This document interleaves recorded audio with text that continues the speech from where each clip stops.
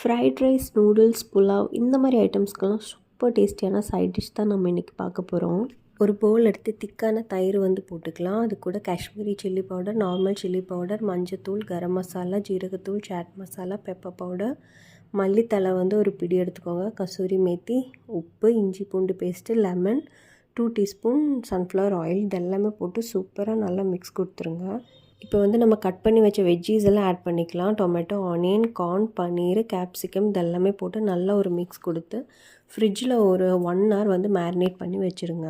ஃப்ரிட்ஜில் எடுத்து நல்ல ஒரு மிக்ஸ் கொடுத்து நம்ம என்ன பவுலில் அவனில் வைக்க போகிறோமோ அதில் போட்டு நம்ம இப்போது அவனில் வச்சிடலாம். 240 டிகிரி செல்சியஸில் ஒரு 1/2 ஹவர் நல்லா பேக் பண்ணி எடுக்க போகிறோம்.